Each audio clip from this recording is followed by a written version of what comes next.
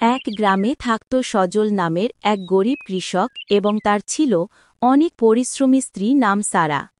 একদিন সারা সজলকে বলে, তুমি সবসময় নিজের মতো চলো, আমি কি কিছু না?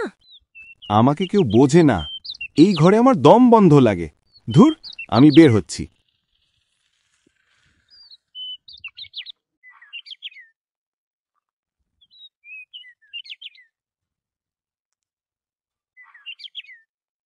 হে আল্লাহ, আমি তো কিছুই খারাপ চাইলাম না।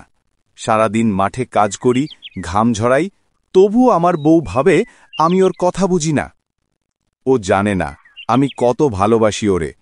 ও হাসলে মনে হয় দিনটা সফল হলো, কিন্তু আমি যে ভালোবাসি তাকে শুধু মুখে বলা দরকার। আজ সকালে একটু কড়া গলায় বলেছিলাম, এই সময়টায় ভাত দে, অনেক খিদে পেয়েছে। তাতেই রাগ করে বসে গেল। আহারে, আমি কি জানি ওরও তো কষ্ট হয়, সারাদিন সংসারের কাজ করে। আমার ভুলই বোধহয়। আমি শুধু চুপচাপ কাজ করি, কিন্তু মনের কথা বলি না। তাইও ভাবে আমি ভালোবাসি না। আমি যদি একবার ওরে বুঝাতে পারতাম আমি যে ওর জন্যই সব করি, এই ঘর, এই জমি, এই পরিশ্রম সব ওর সুখের জন্য।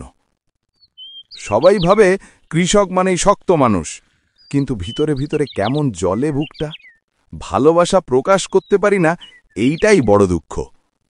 হে ভগবান, ও যেন বুঝে নেয় আমি ওরে ভালোবাসি, আমি ওর ছাড়া কিছুই না।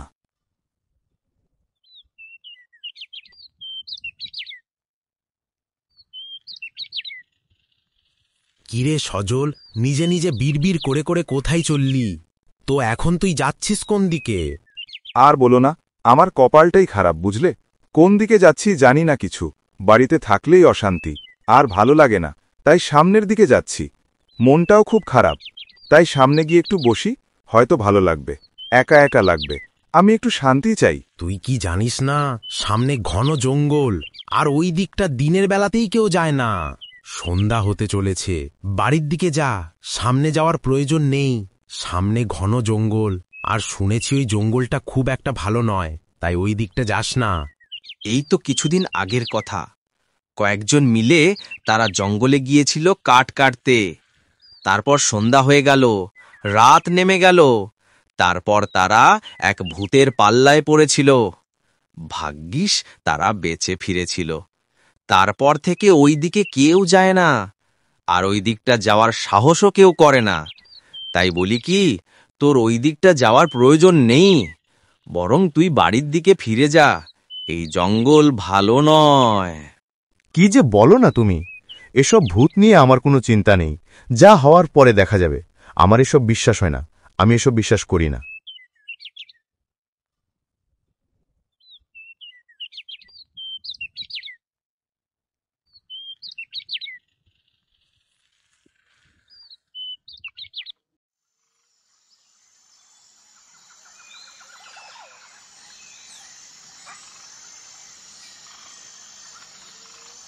কি বড় আর কত ঘন জঙ্গল রে বাবা! পুরো ভুতুড়ে পরিবেশ চারপাশে। সূর্যের আলো পর্যন্ত পড়ে না, কেমন গা ছমছমে একটা ভাব। এই জঙ্গলে হাঁটতে হাঁটতে খুব ক্লান্ত লাগছে। যাই যাই, একটা গাছ দেখা যাচ্ছে, নিচে গিয়ে কিছুক্ষণ বিশ্রাম করি, তারপর না হয় বাড়ির দিকে রওনা দিব।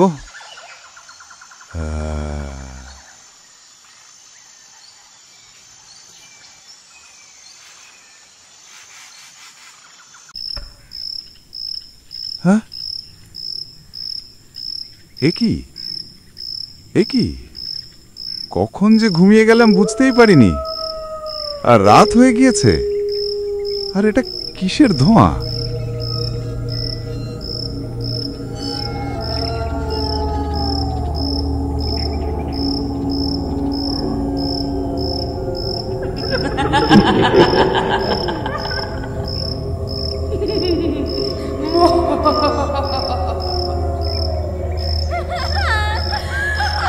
বাঁচাও! কে কোথায় আছো? ভূত, ভূত বাঁচাও আমায়!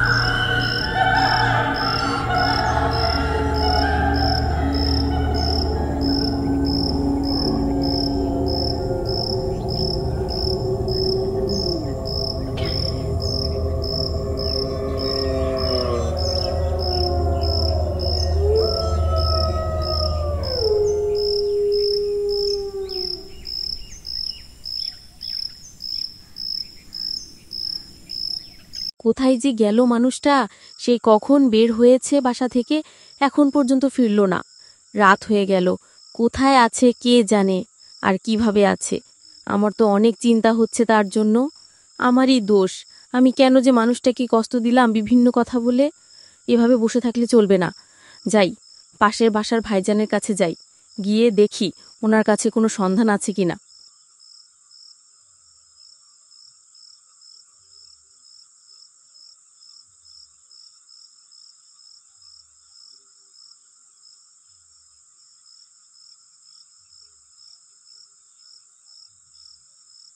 ভাইজান, বাড়িতে আছেন?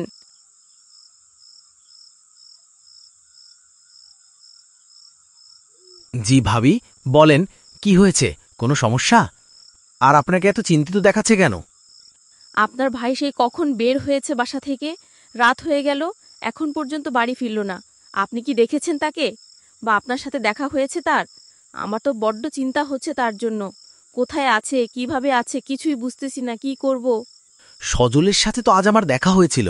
গ্রামের শেষে যে জঙ্গলটা আছে, ওই দিক সজলকে আমি যেতে দেখেছি, এবং ওর সাথে আমার দেখা হয়েছে সেইখানে।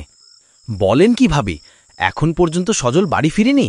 এখন বসে থাকলে চলবে না, দ্রুত চলুন আমরা সবাই মিলে জঙ্গলের দিকে যাই আর সজলকে খুঁজে বের করি। জানি না তার কোনো বিপদ হলো কিনা। আমি ওকে বারবার নিষেধ করেছিলাম ও যেন সেই জঙ্গলের দিকে না যায়, আমার কোনো কথাই শুনল না, জঙ্গলের দিকেই গেল। চলুন চলুন আমরা সবাই মিলে ওকে খুঁজতে বের হই।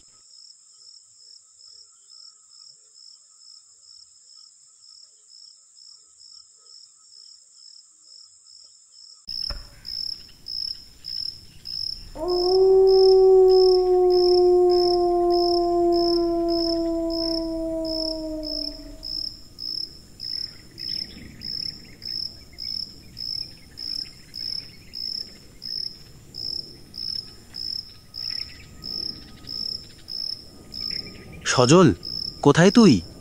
আমাদের কথা শুনতে পাচ্ছিস? সজল, এই সজল।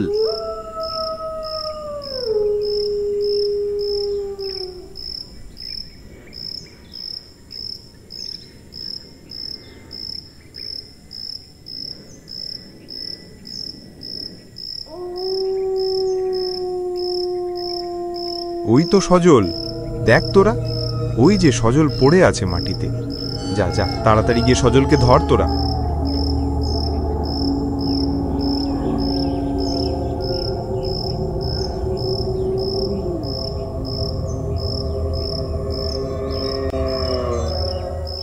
কি হয়েছিল গতকাল তোমার সাথে, আর তুমি ওইখানে পড়েছিলে কিভাবে, একটু বলো তো শুনি। গতকাল আমি জঙ্গলের মধ্যে দিয়ে যাচ্ছিলাম, খুব ক্লান্ত লাগছিল, তাই আমি এক গাছের নিচে বিশ্রাম নেওয়ার সিদ্ধান্ত নিয়েছিলাম। তারপর হঠাৎ করে আমি ঘুমিয়ে পড়েছি। তারপর যখন আমার চোখ খুলে দেখি কি রাত হয়ে গিয়েছে। তারপর হঠাৎ দেখি কি সাদা ধোঁয়া বের হচ্ছে। তারপর কোথা থেকে মানুষ আকৃতির অবয়ব বাতাসে ভেসে বেড়াচ্ছে। দাঁত বড় বড়, চোখের মণি নেই, পুরো চোখ কালো, আর বাতাসে এদিক সেদিক ভেসে বেড়াচ্ছে। এই দেখে আমি দিলাম দৌড়। কিছুক্ষণ দৌড়ানোর পর সেই মানুষের মতো দেখতে অবয়ব আমার পিছনে বাতাসের মতো করে ভেসে আসতো। তারপর হঠাৎ করে আমাকে ধাক্কা দিয়ে ফেলে দেয়। তারপর আর আমার কিছু মনে নেই। তারপর আমি বাসায় চোখ খুললাম। ভাগ্যিস বেঁচে গেছি, নয়তো মরেই যেতাম। আমাকে মাফ করে দিও, আমি অনেক রাগ তোমার ওপর ঝেড়ে দিয়েছি, আর এরকম কখনো করব না। আমি তোমায় অনেক ভালোবাসি। আমাকেও তুমি মাফ করে দিও, আমিও ভুল করেছি। তোমার সাথে আমি আর এরকম কখনো করব না, আমাকে ক্ষমা করে দিও।